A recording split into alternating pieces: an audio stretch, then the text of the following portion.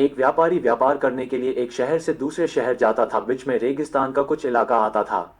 वो आदमी एक नकारात्मक सोच वाला इंसान था, हमेशा शिकायत करता रहता था कि मेरे पास ये नहीं है, वो नहीं है। एक दिन वो रेगिस्तान में से गुजर रहा था, तभी उसकी पानी की बोतल खाली हो जाती है। उसे बहुत जोर की प्यास लगती है, लेकिन रेगिस्तान में पानी न मिलने की वजह से उसे बहुत गुस्सा आता है और बोलता है कि कितना खराब जगह है, ना कोई पेड़ ना पानी।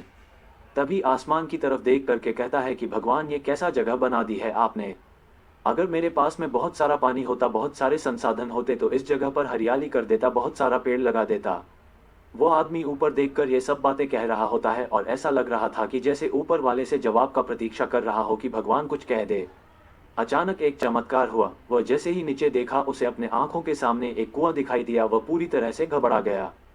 कुएं के पास पहुंचा और देखा कि कुआं पूरी तरह पानी से भरा हुआ है, परंतु वो आदमी नकारात्मक सोच वाला था। तो उसने फिर से आसमान की तरफ देखते हुए बोला, भगवान, पानी से भरा हुआ कुआं तो दे दिया, लेकिन पानी निकालूंगा कैसे।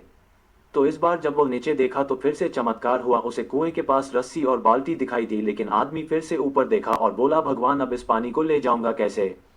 तभी उसको एहसास हुआ जैसे उसके पीछे कोई है। वो पीछे मुड़कर देखा तो एक ऊंट खड़ा हुआ होता है। वो पूरी तरह से घबरा गया, सोचने लगा कि ये तो सच में हो रहा है।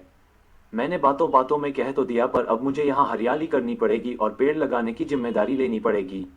आदमी को पानी से भरा हुआ कुआं मिल गया, बाल्टी और रस्सी मिल गई, पानी को ले जाने के लिए ऊंट भी मिल गया, सब कुछ मिल गया। अब वो आदमी सोच रहा था कि ये मैं बातों बातों में क्या बोल दिया, ये तो गड़बड़ हो गया।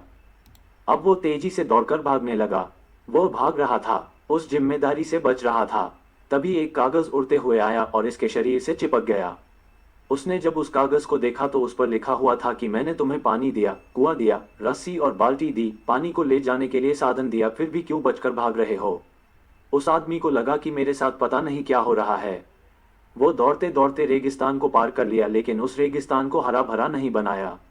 अब दोस्तों, हम में से बहुत सारे लोग ये कहते हैं कि बड़े स्कूल कॉलेज से पढ़ लिया होता तो ये कर लेता, अगर मेरे पास बहुत सारा पैसा होता तो ये कर लेता। हम हमेशा शिकायतें ढूंढा करते हैं, अपनी जिम्मेदारी से बचकर भाग रहे होते हैं। ये कहानी हमें सिखाती है कि जीवन में हम जो कुछ भी कर रहे हैं उसकी 100% जिम्मेदारी हमारी है और उस काम को बिना किसी शिकायत के पूरा करें। तो दूसरों पर दोष देना, उनकी गलतियां बताना बंद कीजिए और अपनी गलतियों को सुधारना शुरू कीजिए।